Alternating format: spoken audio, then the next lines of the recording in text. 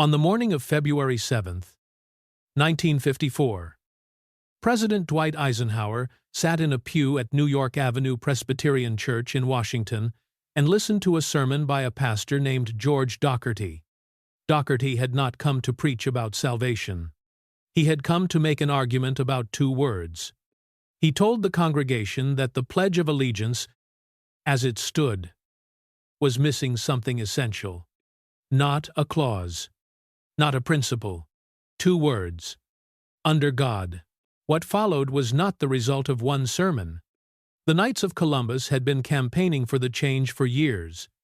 Congressional sponsors had already introduced legislation. The political environment of the Cold War had been building toward exactly this kind of symbolic statement for nearly a decade. But the morning Eisenhower sat in that pew became part of the final push. More than 4 months later, on June 14, 1954, he signed the bill adding those two words to a pledge that had existed since 1892, more than 6 decades. Without them, the legislation passed without a recorded dissenting vote. What the voting record cannot tell us is how many people thought about raising a question and saw no viable path to do it. Whether this change reflected what America had always been, or whether it reflected America being redefined in the language of the Cold War, was a question that went largely unasked in public that day. The reason it went unasked is worth understanding. In the years leading up to that vote, American political culture had developed a consistent habit of pairing religious observance with national loyalty and pairing godlessness with the communist threat. Congressional speeches used the phrase "godless communism" as standard shorthand. Government publications reinforced the connection. In that atmosphere, the symbolic weight of objecting to two words carrying the simultaneous authority of God and country could make the cost of raising a question feel entirely out of proportion to the words themselves. One man spent his life asking exactly this kind of question. He was not the first to ask it, and not the only one.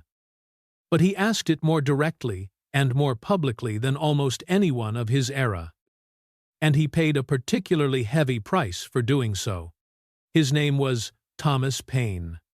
The question he kept returning to was not whether religion belongs in human life.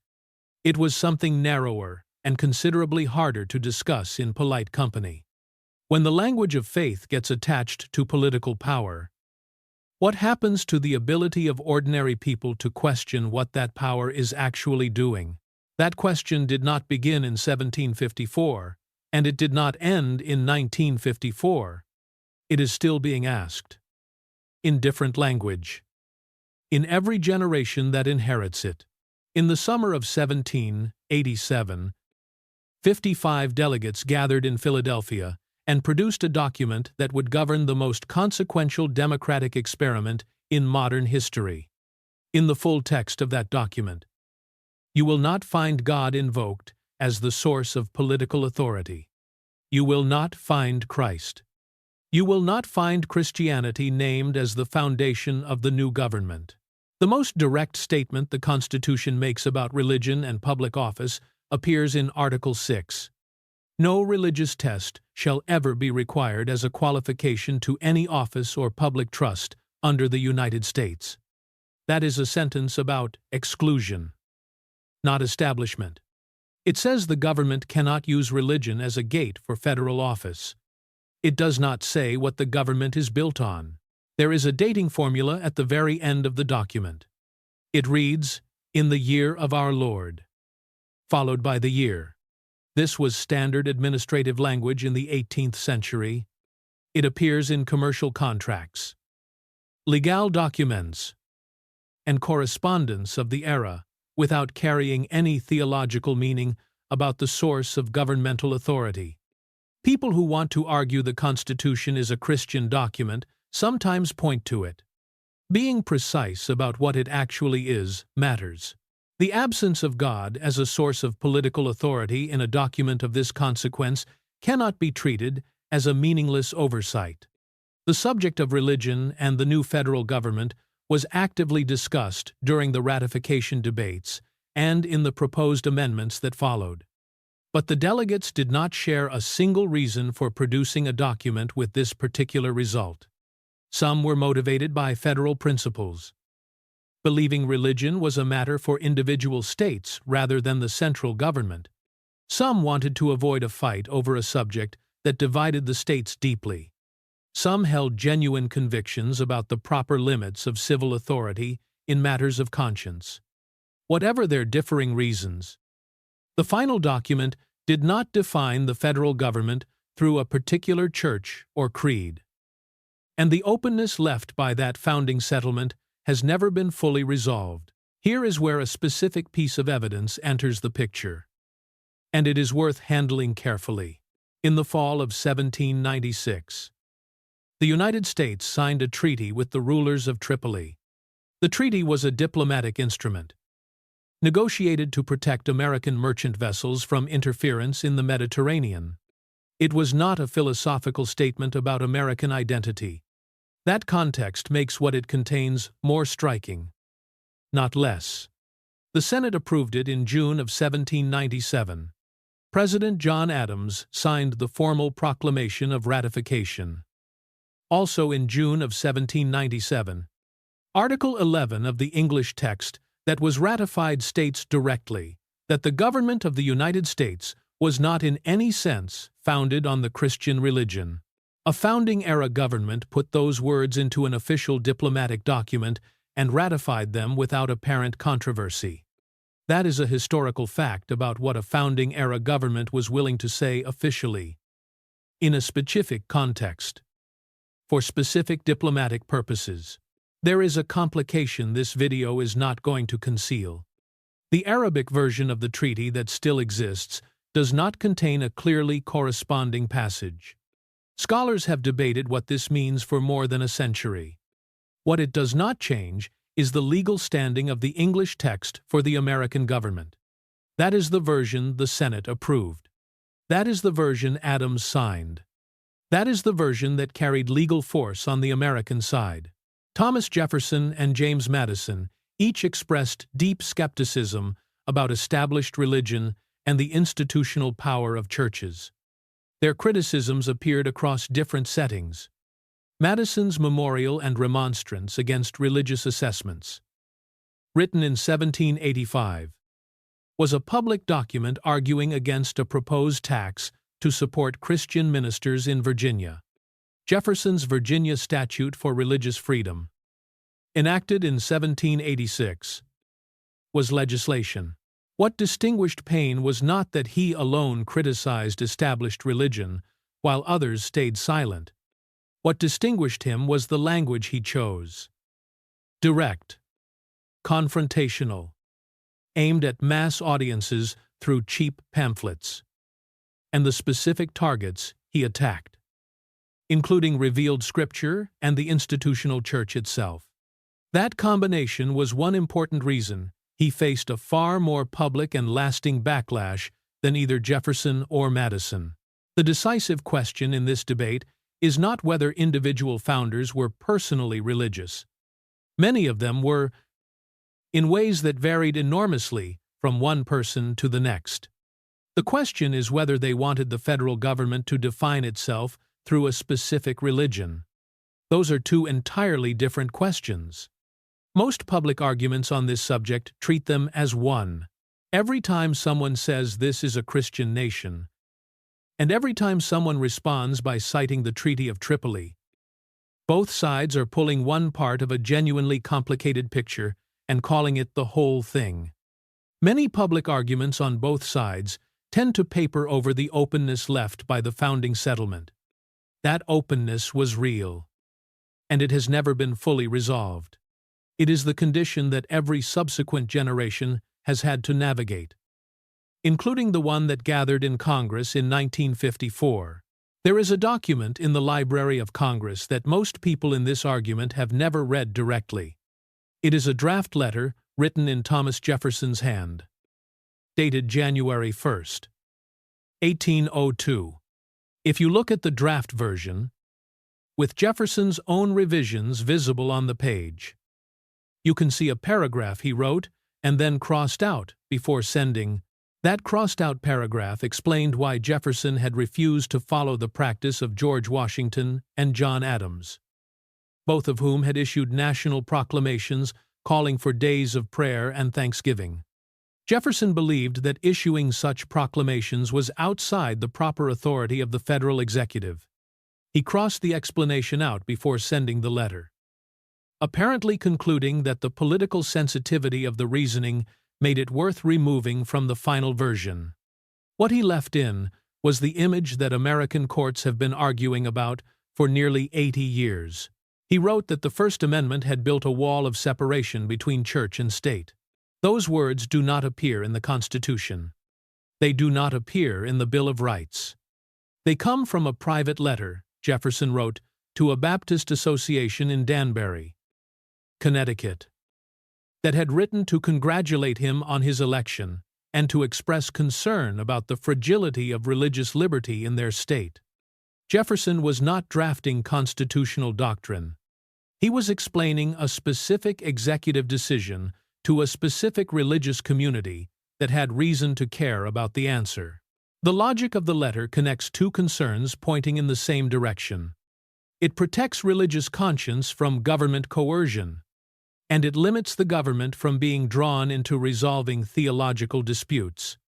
According to the logic of the letter and the principles Jefferson articulated elsewhere, the First Amendment prohibited the federal government from using its authority in ways that would favor particular religious establishments or compel religious practice. This is a synthesis drawn from the logic of the letter, not a direct quotation from the Danbury text itself. And the distinction matters.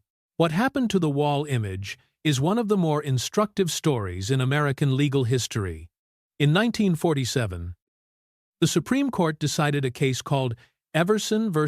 Board of Education involving public funding for transportation to parochial schools in New Jersey. In writing the majority opinion, Justice Hugo Black reached back to Jefferson's private letter and used the wall image to frame how the Establishment Clause should be understood. A phrase from a letter explaining an executive decision became a principle in federal constitutional law, and in a detail that reveals how complicated these things are, in practice, the court used the strong wall language and then ruled in favor of the reimbursement program that language appeared to prohibit. The image and the outcome pointed in different directions. From that point on, the wall became the central image around which many of the major church-state disputes in America were argued. Both sides were debating a phrase that had originated in a private letter, carried a specific political context whose specific origins often disappear in public debate, and had already demonstrated in its first major legal application that strong language does not automatically determine results. In public arguments today, both sides typically invoke the wall, while leaving behind most of the context in which it appeared. People who want religion kept out of public institutions cite Jefferson's wall as a constitutional principle. People who want to challenge that conclusion argue the wall was never in the Constitution, which is technically accurate, and use that to suggest the underlying principle is illegitimate. Both arguments are happening at one remove from the actual question. Thomas Paine never cited the First Amendment. What he kept returning to was a structural question that legal frameworks tend to approach only indirectly. When a religious institution and a government institution share resources and authority, what prevents each from gradually coming to serve the other's interests, rather than the interests of the people both claim to represent? Courts must decide cases, not diagnose entire systems of power. The legal structure requires specific questions about specific violations. The broader question Paine was raising rarely fits inside that framework without being significantly reduced. Nearly 80 years after Everson, American courts are still working through a principle that originated in a crossed-out paragraph in a private letter. That is not a criticism of the courts. It is an observation about how the questions that legal systems can ask differ from the questions that history keeps raising. In late August of 2005, Hurricane Katrina made landfall along the Gulf Coast, and the levees protecting New Orleans failed. What followed exposed how badly coordination could break down when local, state, and federal systems were overwhelmed, badly delayed, and working at cross purposes with each other.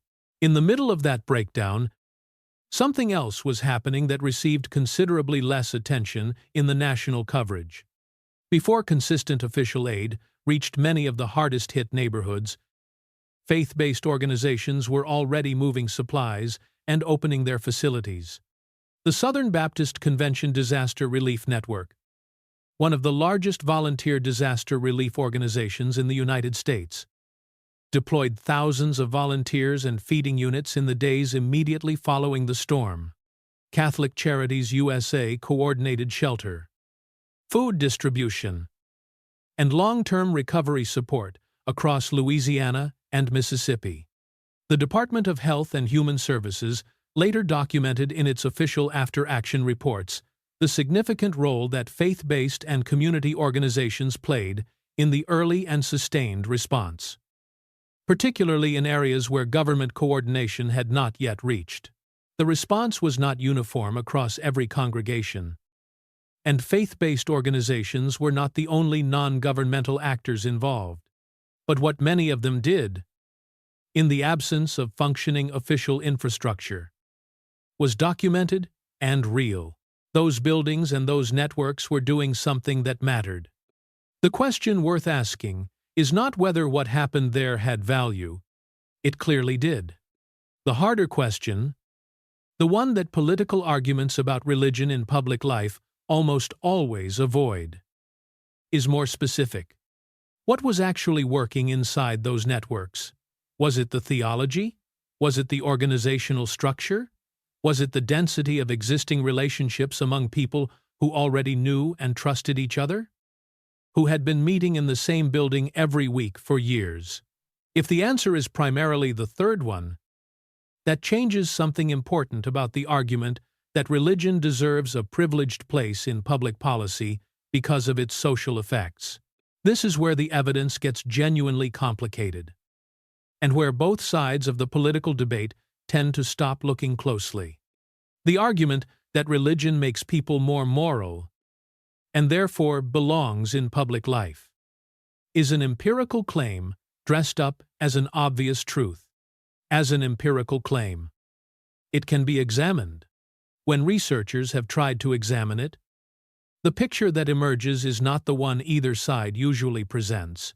The political scientist Robert Putnam documented in his book Bowling Alone, published in 2000, that participation in voluntary associations, including religious ones, tends to correlate with higher rates of civic engagement and mutual support.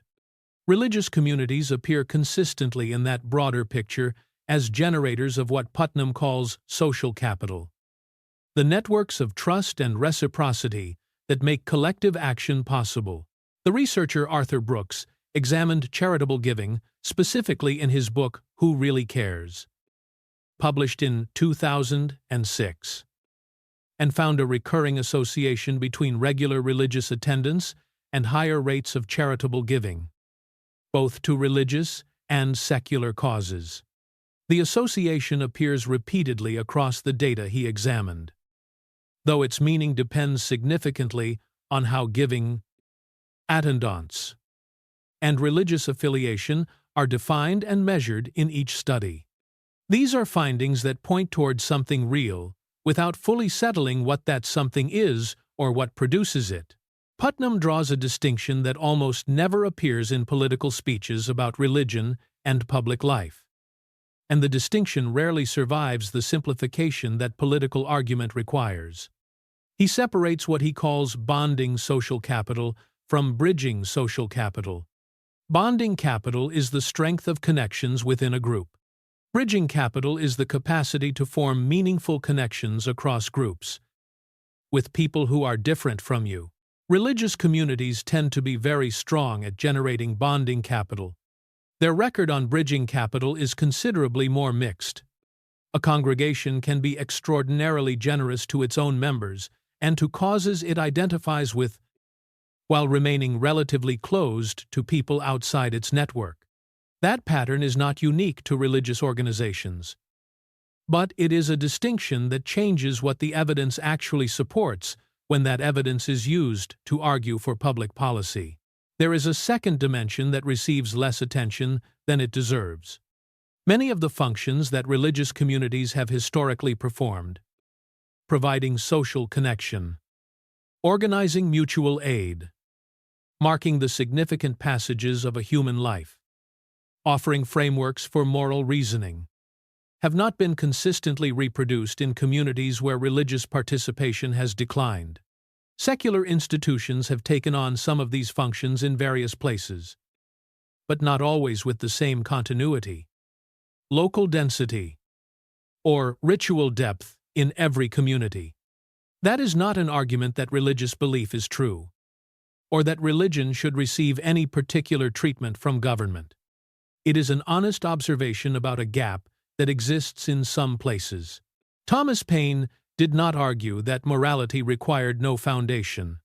What he argued was that religious institutions did not hold exclusive ownership of the foundations that moral life requires. That is a different claim from saying religion has no social value. One is a statement about what morality needs. The other is a statement about which institutions deserve unchallengeable authority over it. Paine was interested in the second question. The first is the one that usually gets answered in its place. The networks that showed up in New Orleans in 2005 were drawing on something real. What that something was, whether theology, community structure, existing relationships, or some combination of all three, is a question that the political arguments invoking their example rarely stop to ask. Whether what produced those networks required religious belief specifically, or whether it required the kind of dense, long-term commitment to shared purpose that religious communities tend to sustain unusually well, is not a question with a simple answer. Treating it as though it has one is where the argument quietly stops being about evidence and starts being about something else. In the summer of 1776, while the Declaration of Independence was being debated in Philadelphia, a rector at one of the most prominent churches in colonial America sat down to write a rebuttal to Thomas Paine. His name was Charles Inglis. He served at Trinity Church on Broadway in Lower Manhattan, one of the largest and most influential Anglican congregations in the colonies. What he produced was a pamphlet titled The True Interest of America, Impartially Stated. A direct, systematic response to common sense, arguing point by point that independence from Britain would produce poverty, civil war, and social collapse. He called Paine's arguments dangerous. He predicted catastrophe. He was convinced that the institutions holding colonial society together, including the institutional church he led, depended on the stability that connection to the crown provided. When the Revolution succeeded, Inglis left New York with the departing British forces in 1783. He eventually became the first Anglican bishop of Nova Scotia.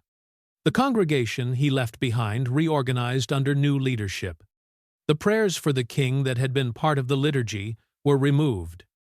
George Washington worshipped at St. E's, Paul's Chapel, part of Trinity Parish, after his inauguration in 1789. By the early years of the Republic, the institution that had housed one of the Revolution's most prominent clerical opponents was functioning as a respected part of the new American order. That sequence is not a story about dishonesty. Charles Inglis believed what he wrote. The people who remained at Trinity Parish after he left were navigating a genuinely difficult situation with limited options. What the sequence illustrates is something that Thomas Paine observed and that the history of religious institutions in political transitions tends to confirm. Large institutions that depend on relationships with political power do not simply disappear when the political order changes. They adapt. The adaptation is not always cynical. It is often genuine. But the consistency with which it happens, across different traditions and different eras, is worth understanding on its own terms. The history of religious institutions in the American Revolution does not sort cleanly into heroes and collaborators. The picture is considerably more fractured than either the celebratory or the critical version tends to acknowledge. A significant portion of Anglican clergy leaned toward the loyalist position, partly because the Church of England had structural ties to the Crown that were genuinely difficult to separate from theological conviction. Presbyterian, Congregationalist, and Baptist ministers were disproportionately represented among those who preached actively in support of independence. Some became genuine voices of the revolutionary cause. Others shifted position as the military situation changed. The war produced a range of responses across different traditions, different regions, and different individuals within the same congregations. What happened in the decades that followed is where the pattern becomes visible. The historian Mark Knoll, in his work on the relationship between evangelical Protestantism and American national identity, has documented how different Protestant traditions in the early Republic constructed their relationship to the revolutionary narrative in ways that tended to emphasize their own patriotic contributions while handling more complicated, wartime associations with varying degrees of directness. This tendency is not unique to religious institutions. Any organization large enough to survive a major political transformation tends to reframe its past to align with the present. What distinguishes religious institutions is that this reframing sometimes draws on the language of providence and divine guidance, a resource that most other kinds of organizations do not have available. Paine's critique of established religion gives us one way into this pattern, though he described it in the language of his own century rather than in terms that later analysts would develop. What he identified was structural rather than personal. When an institution's survival depends on its relationship with whoever holds political authority, the institution's decisions begin to be shaped by that dependency in ways that do not require any individual to make a consciously dishonest choice. It requires only that people inside the institution respond, as people generally do, to the conditions the structure creates around them. Framing this in the language of institutional incentives is a modern extension of Paine's thinking, drawing on his observations rather than quoting his words directly. The question this raises is not whether any particular religious institution is trustworthy or untrustworthy. It is more specific. When an institution's continuity depends on who holds power, can that institution function as a genuinely independent moral critic of that power? The answer to that question has consequences for the people who rely on the institution for guidance about precisely the kinds of decisions where its percentive independence matters most. Charles Inglis wrote that God's blessing depended on loyalty to the Crown, boarded a ship when the Crown lost, and built a new diocese in a British colony. Trinity Parish reorganized, changed its liturgy, and built a relationship with the new republic. Both responses made a kind of practical sense. Neither is what most people have in mind when they describe religious institutions as guardians of liberty, standing above the calculations of political survival. In January of 1636, Roger Williams was ordered out of Massachusetts Bay Colony in the middle of winter. The order came from the General Court of the colony, the governing body of a community that understood itself as engaged in a project of religious and civic significance. Williams had been a minister in Salem. He was not expelled for lacking conviction, by any measure available to his era. He was a man of serious and demanding faith. He was expelled because of where that faith led him. The formal charges against him were broader than a single doctrine. They included his views on civil oaths, his challenges to the colony's land, claims over territory it had not properly purchased from the Narragansett people, his arguments about the proper boundary between civil and church authority, and his persistent insistence that magistrates had no legitimate power over matters of religious conscience. The combination of these positions made him, in the judgment of the General Court, a threat to the stability of the colony. John Winthrop, who was governor at the time and who had once been a friend to Williams, recorded the expulsion. Williams later described what followed as 14 difficult weeks during that winter before he reached land where he could begin building a new settlement.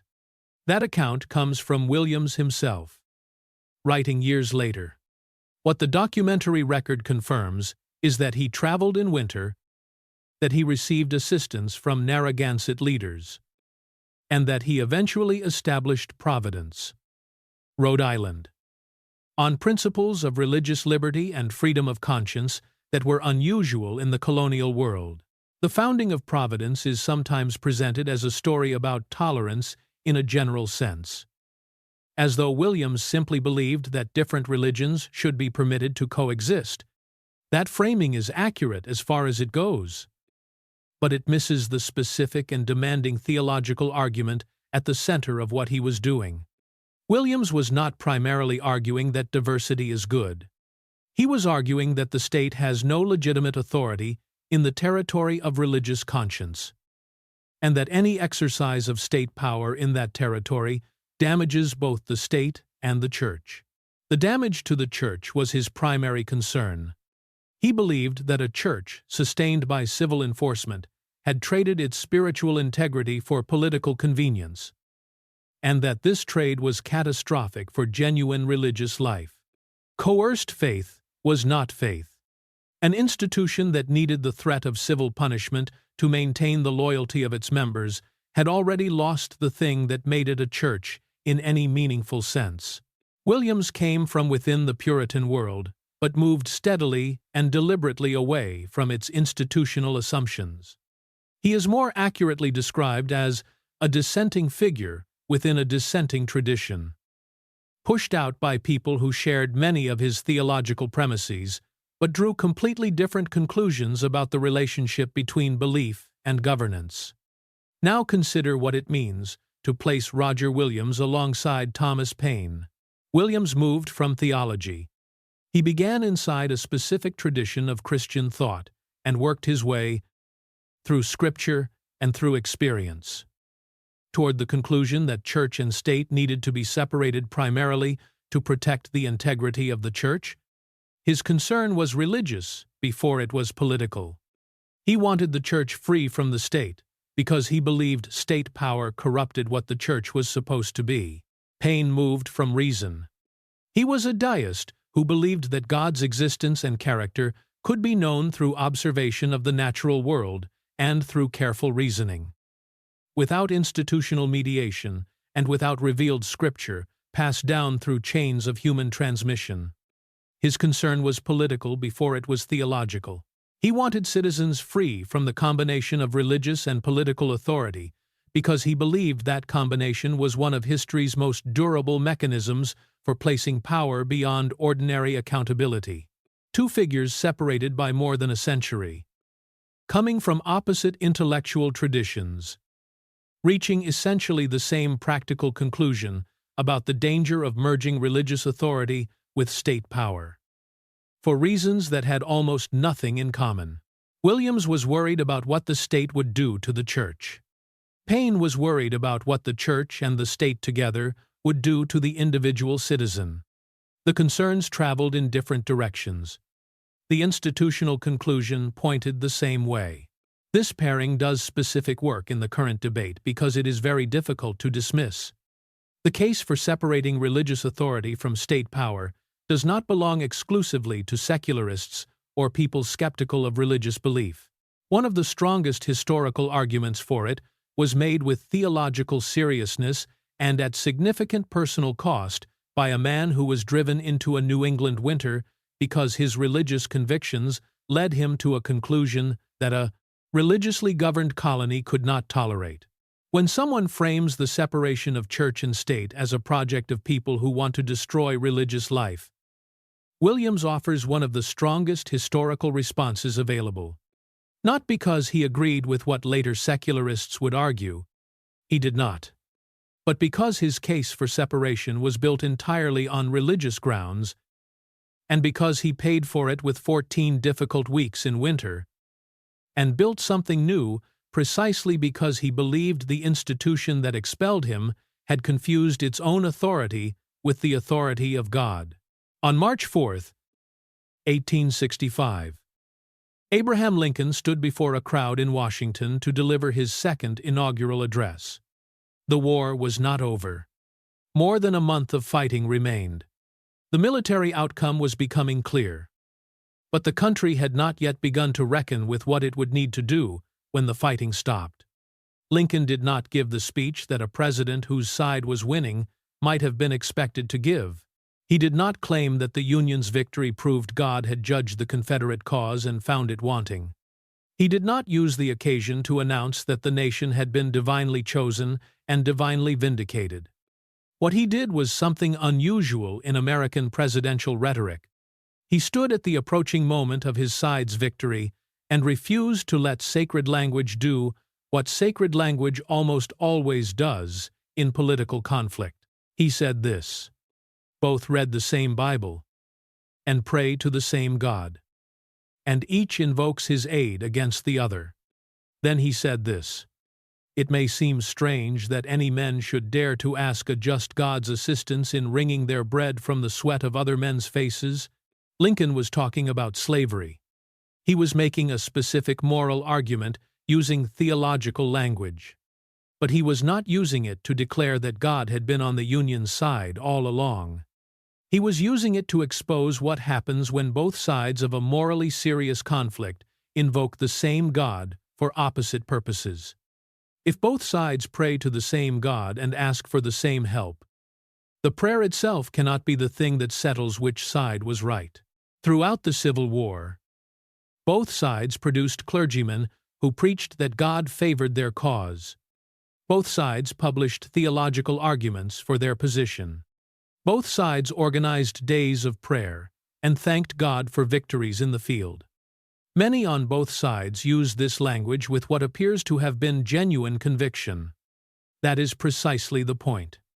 The sincerity of the claim does not resolve the problem the claim creates when it is being made simultaneously by people on opposite sides of a morally serious conflict. This is the observation that runs through Thomas Paine's thinking about religion and power.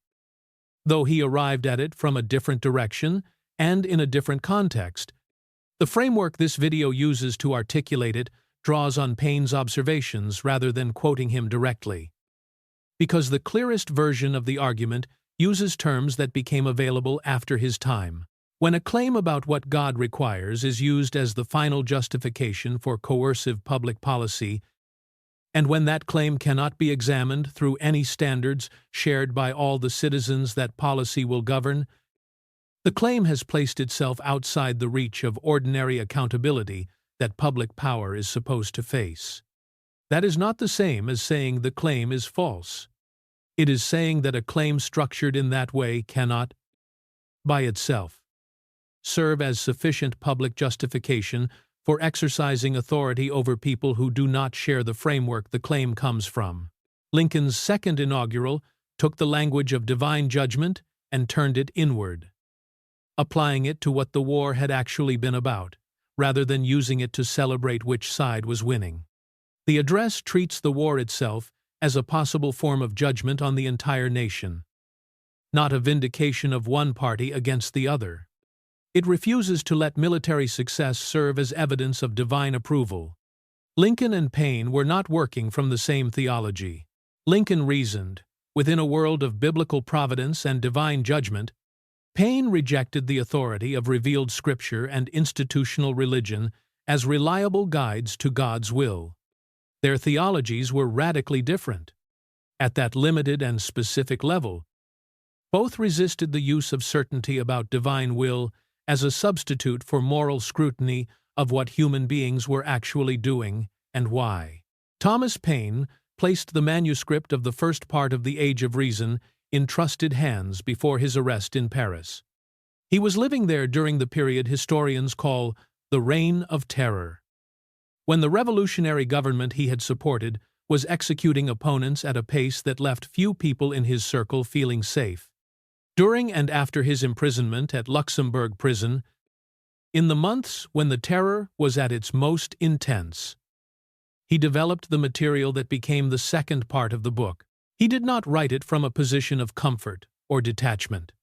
He wrote it in the middle of a catastrophe. And part of what he was responding to was the catastrophe itself. The French Revolution had turned against institutional religion with a ferocity that Paine found alarming. What surrounded him was not a unified movement with a single program. The de-Christianization campaigns of 1793, the cult of reason that emerged during that same period, and the distinct cult of the Supreme Being that Robespierre promoted in 1794 were different phases driven by different people toward different ends. They did not represent one coherent policy. Paine later framed his deism explicitly as an alternative to both established institutional religion and the revolutionary atheism spreading around him. He opened The Age of Reason with a declaration that he believed in one God and no more. He was a deist. He believed that God's existence and character could be known through reason and through the observation of the natural world, without scripture passed through chains of human transmission, without clergy claiming exclusive interpretive authority, without institutions positioning themselves as necessary intermediaries between a person and whatever truth that person could reach by thinking carefully. His target was not God. His target was the specific claim that any human institution held a monopoly on access to the divine, and the consequences of that claim when the institution holding it also had access to political power. Here is where honesty about Paine requires acknowledging what he did not provide. He offered a moral foundation, reason, observation of the natural world, and a sense of duty toward other human beings were, in his account, sufficient to ground an ethical life. He argued this case with force and with genuine conviction. And the argument has a real philosophical tradition behind it. What he did not provide was a worked-out account of how communities organized around those principles would sustain themselves across generations. He could explain with considerable precision what was wrong with religious institutions as vehicles for moral authority. He was much less clear about what should replace them as institutions, as opposed to what should replace them as ideas. Communities need more than correct ideas. They need structures for transmitting commitments, for gathering people around shared obligations, for caring for members in difficulty, for marking the passages of a human life in ways that carry meaning beyond the individual moment. Religious institutions have historically performed these functions at scale and across generations, often imperfectly, but in ways that secular institutions have not consistently reproduced with the same continuity, local density, or ritual depth in every community. Paine's critique of those institutions was sharper than his alternative to them. That is an honest description of where his thinking stopped and where a different set of questions begins. He died on June 8, 1809, in a rented room in Greenwich Village in New York. The accounts of his funeral describe only a small gathering, with most sources estimating fewer than 10 people, though the accounts vary and were recorded after the fact. What that small gathering cannot tell us is why each person who might have come chose not to. As a narrative image rather than a causal explanation, it reflects a distance between a man's influence at the height of his public life and his circumstances at the end of it. A distance that opened over decades through many causes that resist any single explanation. Closing on June 14, 1954. 2 words entered the Pledge of Allegiance, and the legislation passed without a recorded dissenting vote. Whether that unanimity reflected genuine agreement across every member of Congress, or reflected the kind of silence that a particular political environment can make rational, is something the voting record alone cannot tell us. What the historical record does tell us is something about the conditions surrounding that vote: congressional speeches, government publications, and major newspapers in the years before had reinforced the pairing of religious observance with national loyalty and godlessness, with the communist threat consistently enough that it had become background noise. In that atmosphere, the symbolic weight of objecting to two words carrying the simultaneous authority of God and country could make the cost of raising a question feel much larger than the question itself. Paine understood what that kind of atmosphere felt like from the inside. He had paid the cost of directness himself, steadily and cumulatively, in the form of associations that became liabilities and a reputation that narrowed in proportion to how clearly he said what some prominent contemporaries expressed more cautiously or in more limited settings. The question he kept returning to was not whether religious belief belongs in human life. He thought it did. Grounded in reason and honest observation rather than in institutional authority.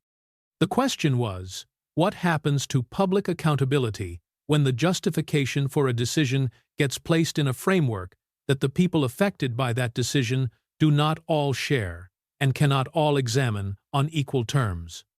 When that happens, the thing being protected is not necessarily the truth of the underlying belief. It may be the convenience of not having to justify the decision in terms that everyone it affects can evaluate. That question belongs to any moment when a political argument gets wrapped in language that makes the asking of questions feel like evidence of something deficient in the person asking, rather than something worth examining in the argument itself. Paine asked anyway. He was incomplete in important ways and wrong about some things. But on this particular question, the one about what happens to accountability when power finds a way to make itself unchallengeable, he was pointing at something that has not stopped being worth pointing at. What is being protected when the question becomes too costly to raise? Is it the truth of the claim, or is it the protection of power from having to answer for itself?